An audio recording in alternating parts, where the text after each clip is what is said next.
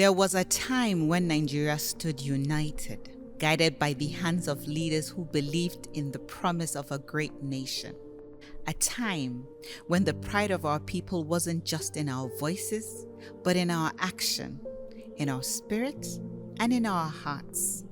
But today, that flame of patriotism seems to flicker in the wind. Our love for this land, our Nigeria, feels so distant, lost in the noise of modern times. What happened to the Nigeria that once filled us with pride? Where did we lose our way? And what can we learn from those who walked the corridors of power, who faced the battle of nation building firsthand? It is time we heard from them again, not as a distant figure from our history books, but as the keepers of our legacy, guiding us like elders guide the young. On Nigeria Blast from the Past, I, Aisha Falke, invite you to step back in time. My first conversation is with a man who led us through some of Nigeria's most pivotal moments, General Ibrahim Badamasi Babangida. Our dialogue feels like a conversation between a grandfather and a granddaughter, filled with wisdom, reflection, and hope for the future. Together, we would explore the stories behind the headlines, the vision behind the decisions, and the heart behind the leadership. This isn't just an interview, it's a journey that every Nigerian shall take to rediscover what it means to love and believe in Nigeria once more. Thank you very much for having us. You're most welcome. I said this is not your typical interview. It's like a granddaughter talking to her grandfather. I'm very excited to be here. Thank you, sir. Thank you. First, I want to say, what should we call you? What should the Nigerian youth call you? Name? General. General? That's my profession. The General? Yeah. 2022 makes you 81 years old. But how old do you feel? How old do I feel? Yes, how old do you feel? As old as I was told. 80. 81? Okay. 80, okay. Take us down memory lane. How was your childhood? Growing up, a little bird told me that you originated from Kumuria. Is that true? That was very true. Our great-grandparents originated from Kumuria in Kano State. MashaAllah. You were born in Niger. Yeah. And you grew up here. How was your childhood? It was a very challenging period, I must say, because I grew up. By the time I became 14 years, God in His infinite wisdom, I didn't grow up with my father or mother up till the age of 14. So I grew up in a very challenging period. Ours was a polygamous environment. So my father had his brothers and sisters in the same environment, and they took over the responsibility of seeing me through the school. Your parents' name Muhammad and Aisha, which is like Kamar, how the Prophet Muhammad sallallahu alaihi wasallam. Was it a thing of joy while growing up to know that your parents are Muhammad and Aisha? Well, you know the tradition at that time. I couldn't had the nerves to call, let's say, my mother's name. My father, we just addressed him as Baba. That's all. But when I started in elementary school, then we began to learn about the names of prophets, their parents, and so on. And so we took a lot of pride that my parents or grandparents had the names, these noble, blessed names. Yeah, that's fantastic. Do you know the name of this dowry? Kallabi. It's named Maryam Babangida. Is it? Yes. I'm knowing it for the first time, to be Really? honest. It's called, this is how she used to tie her head tie. And somehow, miraculously, it just came back into season. And it's called Mariam Babangida. No, I will do a research. So take me back the first time you met her. Was it an arranged thing? Was it love at first sight? What was it? Well, the first thing is I was an accepted member of their family. I know the parents fairly well. There was a colleague of mine, classmate of mine with whom we grew up, called General Garba. His father was her mother's elder brother, and they were growing up in her mother's elder brother's home. And Garba Duba was my classmate. We grew up together, we went to school together, and this is how we got to know each other. She was such an elegant woman, very elegant, very poised. She carried herself ever so beautifully. Did you have proud moments that when you're walking and you'll say, yeah, this is my wife, I'm so proud of her? Not in the real sense of what happens now. We were very modest and we didn't want to be seen to be too far forward in the relationship. We tried to keep it as sober as possible. This is after the marriage, right? After. Oh, I'm talking about after the marriage, because you know she's a very, very elegant woman and carries herself so beautifully. Do you look at her and say, oh yes, that's my wife? No. She wrote a book called The Home Front, Nigeria's army officers and their wives. How supportive was she of you when you were in government? How supportive was she? She was very supportive. That book more or less talked about the responsibilities or the duties of those of them who married army officers, especially during turbulent period, during the war and so on, what they should be doing, and encouraging them to support their husbands, even though they are not with them, they are in the war front and so on and so on. And then now we go into the second phase, which is the history, and I call it History 101. The year 1962. Why military? Why did you go into military? Why not something else? Well, I initially wanted to be a civil engineer, but maybe you're not born then, your parents were. There was a period in northern Nigeria where the northern Nigerian government, as a deliberate policy, carried out campaign for young northerners to join the armed forces. And that is a lot of young officers like Yakubu Gawan. He came to our school, gave us a lecture about career in the army, and as younger generation we got interested in it. Immediately he left. A political minister, Tako Galadima from Bida, also came and talked to us about the prospects in the Nigerian army. And there are about 15 of us in my class who volunteered to join the army, and we sat for the exams, we passed it, we went for the interview, and this is how our career started in the army. At the stage you joined the army, did you foresee you being a president?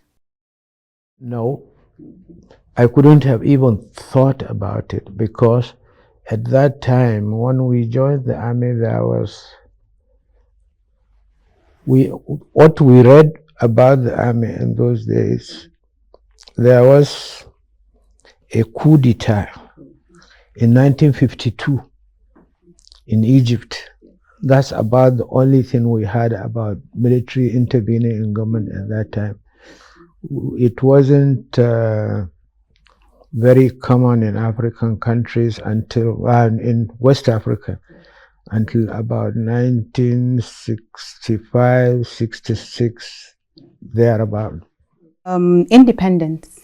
Do you think Nigeria was ready? Do you think it was too early, 1960? Well, historically, even in Nigeria, there was a lot of disbelief whether we are ready or not. Remember, Northern Nigeria became self-governing in 1959. The other part of Nigeria, I think, is about 1956, 57 or thereabout. So there are differences. So that shows you we are not really ready at that time. But somehow the our political fathers at that time, or they were able to come together and forge the whole concept of a federation.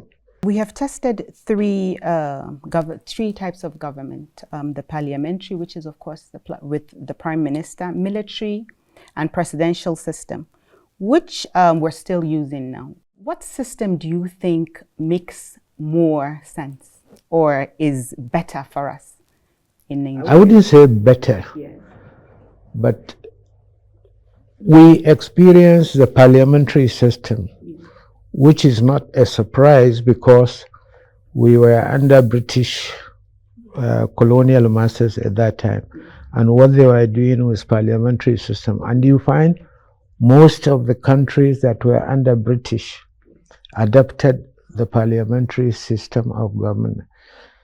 So the concept of presidential came about during the military regime. It was during late Murtala Muhammad that the option was given to the country to adopt either a parliamentary system of government or a presidential system of government. 15th January 1966, a very dark day for Nigeria. The very first military coup. Do you remember? Where were you when you had the news? I was a very bright young second lieutenant at that time. I was in Kaduna at that time because I was serving. My unit was in Kaduna at that time. How did the news hit you? Simple, but you may laugh. I went out late and came back home late, as usual, about 4, 5 a.m.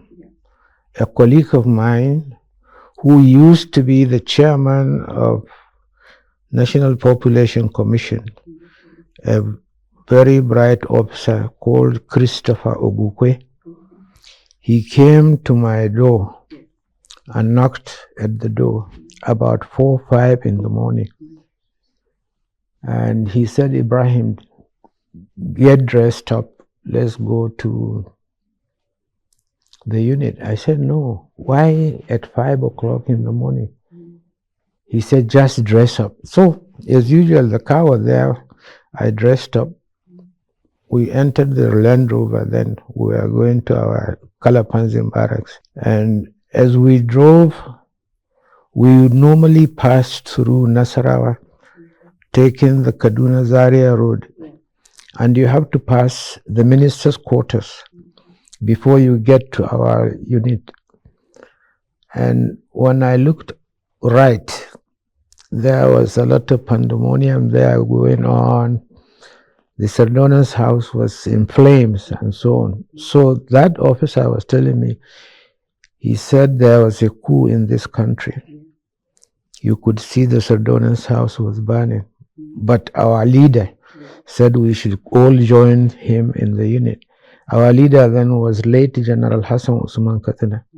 So we went to him, and it was there that he briefed us that there was a coup. He was trying to get all the information about the whereabouts of people, giving us instructions on what to do. to make sure that our soldiers are in full control of us. And one of the prophetic things General Hassan said, he was a major then, I think, yeah. He moved around and was saying, we won't be at peace for a long time to come because coups succeeds coup. Yeah, absolutely. And we just went ahead and did our job and so on as soldiers, protecting vulnerable places like government houses, key positions, and so on, to make sure they are not destroyed by hoodlums or some people who might decide to take law into their hands, to make sure that laws and order within the country or within the Kaduna metropolis was maintained. In a book by Adewale Omoyiga, Ademoyiga, one of the coup plotters, Why We Struck. Have you read it? Why We Struck? Yeah, but I didn't finish it, to be very honest, because it's like telling me something that I have already seemed to know. He said, there was no decision at our meeting to single out any ethnic group for elimination. Our intention was honorable, our views were national, and our goals were idealistic. Why does it feel like it was targeted at the North? And why do people still feel that way? Oh no, how do you mean? At that time, Sardauna was down, Tafawa Balewa was gone down. He said it wasn't targeted at one nation, a particular region, but we still believe that it was the North. So why does it feel that way? I think I can hazard a guess. The people who did it were smart enough to realize that there may be some repercussions as a result of what happened. So somebody will say, no, we have to start finding a reason for doing what we did. The counter coup, which is popularly known as the rematch. Walk me through it. It was you, General Sani Abacha, Abba Kyari, T.Y. Danjuma, and Murtala Mohammed. It was midnight. Take us through. We were all in different locations. Abba Kyari, Abacha, and the rest of them were in Kaduna at that time. But then, to get you maybe understand it better, between 1966, after the coup, there were a lot of agitations at that time in both sides. Agitations began about the one-sided nature of the coup d'etat. All the radios that were up in the north were always talking about this. So there were a deliberate psychological campaigns, if I may put it that way, and to educate the people, the masses, on what is going to happen. For a coup to succeed, you have to have what we call a frustration in the society. So they succeeded in putting up a lot of frustrations within the society. And that is when it is adjudged the right time and the right place to strike. Because when military are going to take over, they take into consideration what are the people going to react. Are they going to be welcoming it? Are they going to be happy? And so on and so forth. So they prepared all your minds, you civilians, and that's why in most cases when there are coups, a lot of you will come out on the street and be happy. But it's an engineering process. Right. The coup saw the elimination of Agoyin Ironsi and came in with Gowon. Why Gowon? He was not the highest ranking military officer at that time. Yeah, but you could also tell there were a lot of stories. You gave the book example of a book. Yes. It suddenly became a sort of regional sort of ideas, and there will always be an argument on who to be there. General Gowon was out of the country, I think, at that time, and then he came back, and he was the most senior northern officer at that time, and they felt, okay, the most senior person is who? Cool. You as a team. Yeah.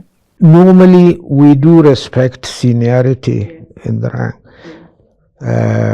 Other people who put up a counter argument would say or will tell you that there are officers who were senior to Yakubu Gowon at that time, but then maybe they declined it. That I read one book that said they declined. Gowon was 31 when he came into power. He fought a war and he had guts. You people had guts. We have nothing. This youth, we just fight on social media. What transpired that is missing in this youth? Like the guts got missing in translation, kind of.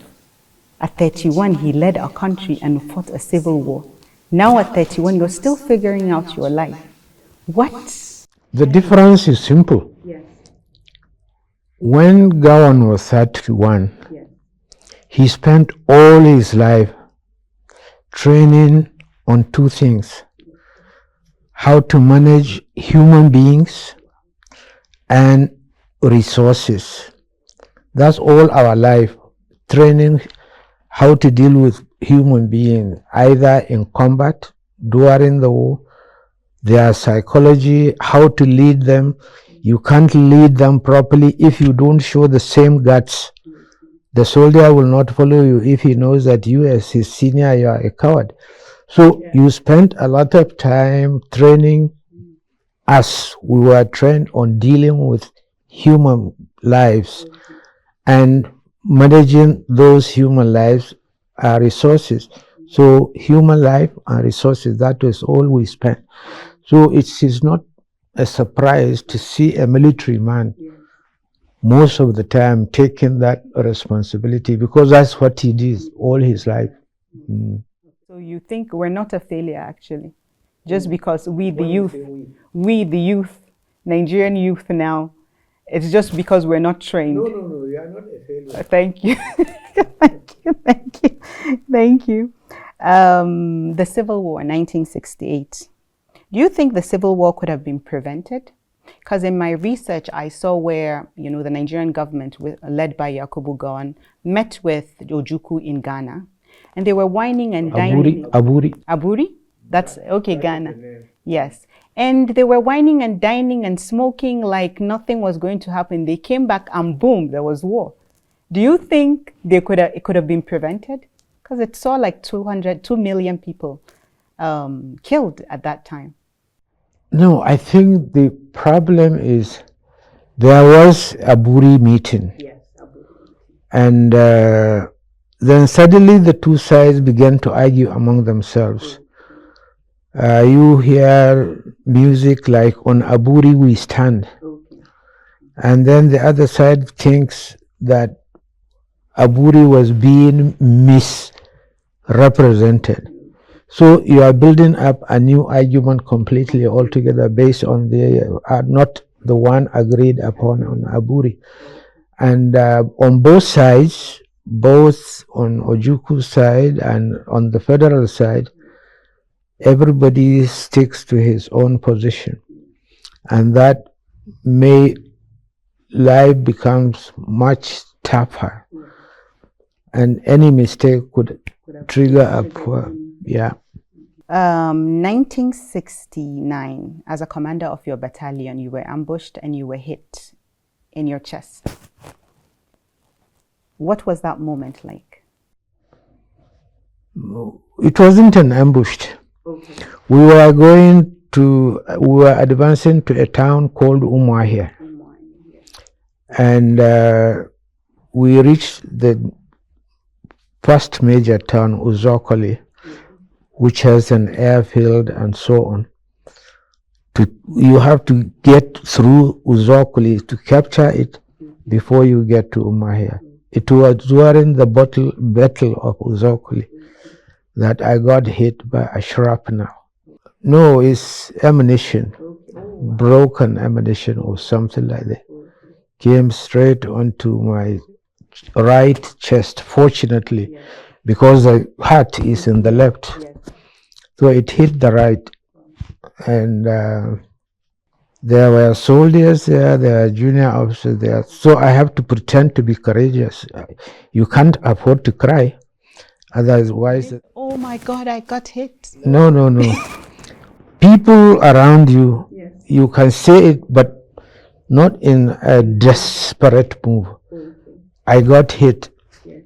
And then your immediate people will come around to make sure that you are well and all that sort of thing. That is, but you don't shout and cry. Is that what is taught in the military? You do not show that? You don't show that? As you don't shout out and you don't show a lot of emotion? No, you have to be able to show the boys behind you because you are their leader. Because you are leading them. If they see you like either a coward or weak, they wouldn't have the confidence to follow you again. So we have to endure it and prove to them that this is fine, but I'm still your leader. Yeah. It says here that, well, I read as a bullet, but now you're saying it's a fragment of an ammunition.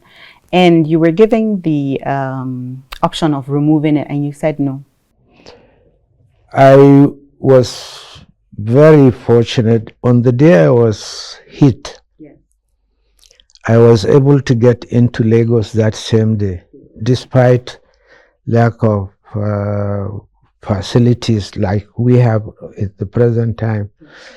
There was a flight. I got thrown into the flight. Thanks to one of my brothers here called Garba Dada. He was the adjutant of our battalion of our brigade. So he made the arrangement and to get me on that flight to Lagos. And when I got to Lagos, I had a lot of friends also who were there, military officers. So they were regular visitors to come and see me. The medical personnel in the university teaching hospital, a lot of them I also know very well personally. There was a student among them called Ahmadu Yakubu, who was from Zaria, I think, but he was a student in Lagos University Teaching Hospital. So he was learning to be a surgeon, and I had a professor, Elebute, who is also very, very well known in this country. So I asked him when he came, he said, you have two options, Major.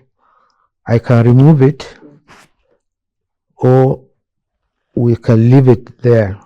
But when you begin to age, it might affect you. So I said, no, but I'm not aging now, so you might as well leave it. And we laughed at it, and he did. Yet another coup in 1975, but this time bloodless. If we could have bloodless coups, why bloody coups? Yakubu Gowon, Murtala was removed Yakubu Gowon. I think they said he was in no blood. No, why? If there's no blood in, why do we have bloody coups? 75, when Murtala Muhammad removed Gawan. Yeah. There was no, it was bloodless. That's what they call it. If they're bloodless coups, why do we have bloody coups? You have bloody coups when you lose control of the situation. The officers who are in charge will determine that. I remembered in 75, late Murtala Muhammad was saying he didn't want any blood because he was an effective leader. We made sure that there is no blood. I remember when the coup happened in Dimka. You know, that's when I was reading you about, when I was doing my research. You went to Dimka and said, and you went without arms. How did you have that courage to go to Dimka without ammunition? I knew then. Yes. I was not going to an enemy. Yes. I was going to a friend. He was my friend. We grew up together. He was one of the best men during my wedding and so on. So we are that close. I didn't have problem whatsoever, or I didn't entertain any fear to go to him. It was after, yes, when they did a coup for Murtala Muhammad. That's right. Yes. And they said you single-handedly stopped it.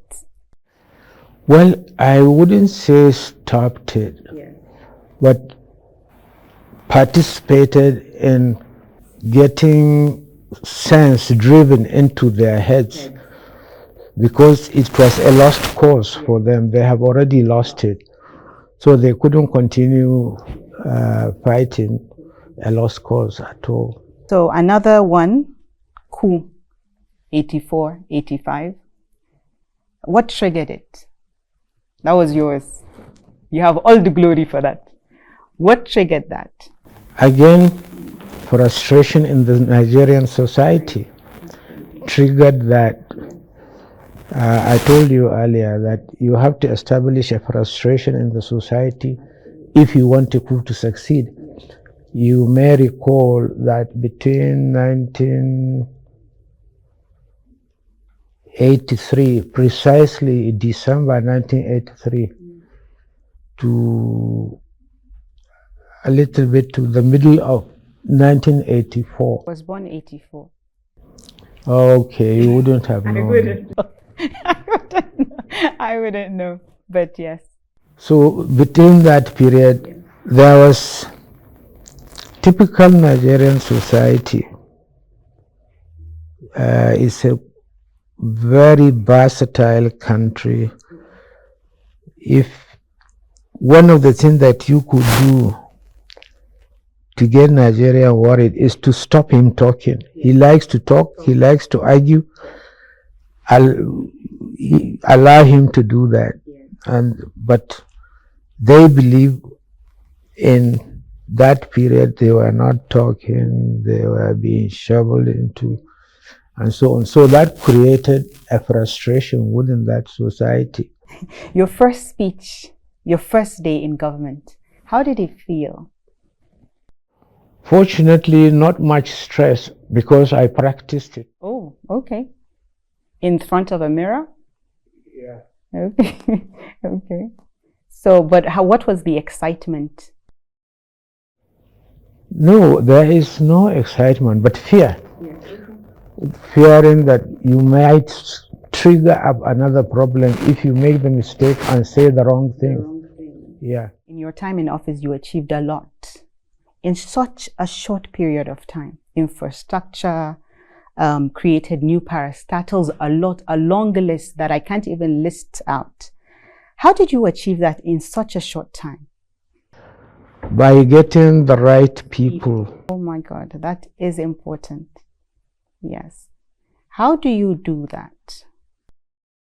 The advantage I had, I have been in contact with people, even as my younger days as an army officer. Became friends with academics, friends, attending all conferences in Nigeria and so on. So it wasn't easy to pick them up, those who made successes in their chosen career. And when I got into office, I had no difficulty whatsoever because I knew them personally. You just called Wani, come. Fantastic. One of them told me he needs the support of his wife. So I told him, tell her that I don't accept no as an answer.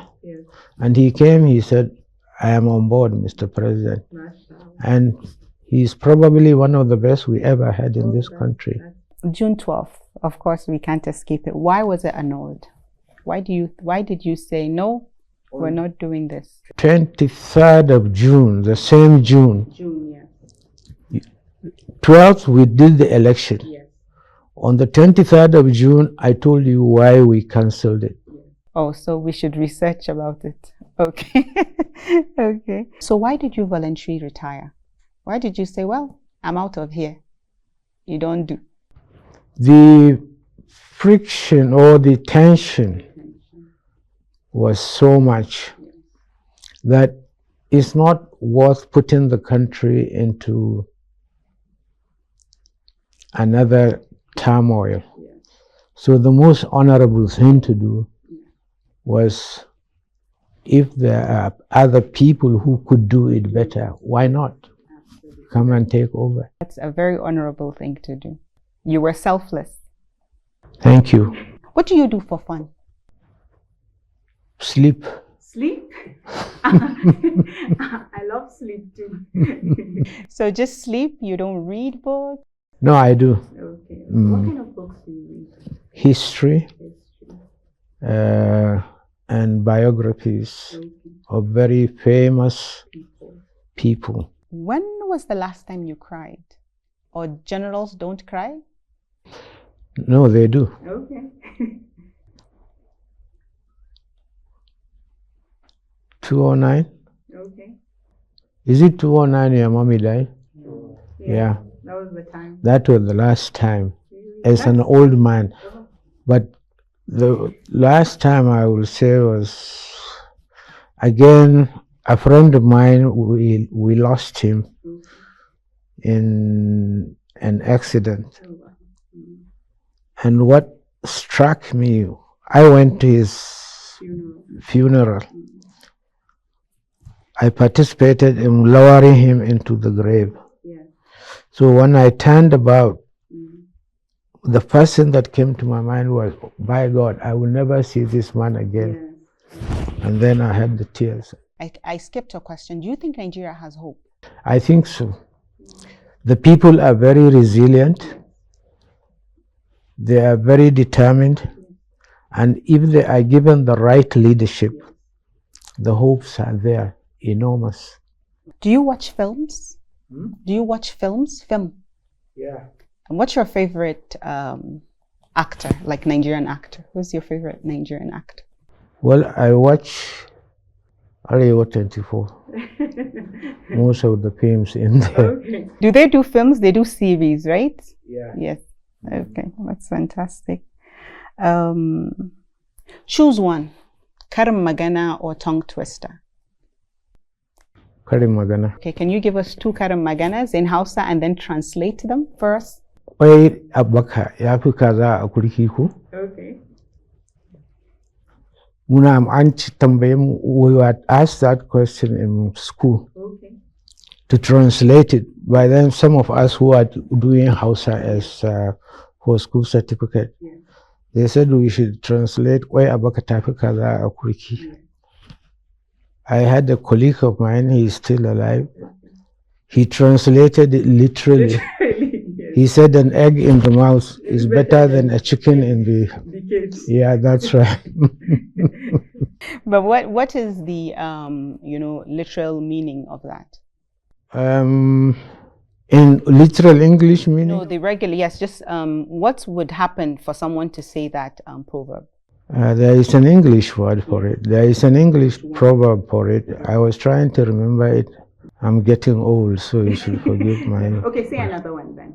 Then it will cover for not remembering the English one. My Hausa is gone. Really? Can you help? Okay, so sir, should we expect a book, an autobiography, or a book on leadership? Because of so much wisdom. Maybe book on leadership, but it requires a lot of thinking, and everybody believes I should. Yes. But I don't want to end up going to court, somebody suing me for defamation. No, no. It could be just leadership. This is how you do it. This is how you do it. Instead of... Right. Yes. That's now this autobiography or biography, whatever. It doesn't talk much on leadership or on something important. Yes, leadership. Mm-hmm. Yes, if somebody says this. There's something I missed earlier. This is a personal question. Why are you so relevant? Like very relevant. Everybody wants to come to you.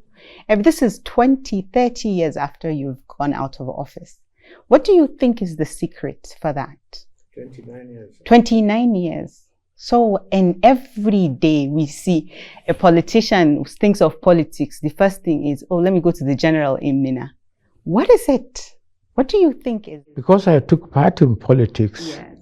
That's number one. Number two, I have an open mind. I discuss anything. I don't get embarrassed about talking on issues and whatever, even if I'm involved. And I enjoy sharing my experiences with other people. So if they feel there is something they want to know, they come, and I will be prepared to discuss it honestly and sincerely with them. Absolutely. Any parting words? Any parting words for the Nigerian youth? That the country has a very great future. It's a very resilient country. And I haven't lost hope in the Nigerian nation, nor in the Nigerian youth. All they need to do is to learn how did other people do it before. Where they think things have gone wrong, they try to put it right. They have an advantage over us. They are very learned now. They acquire a lot of education.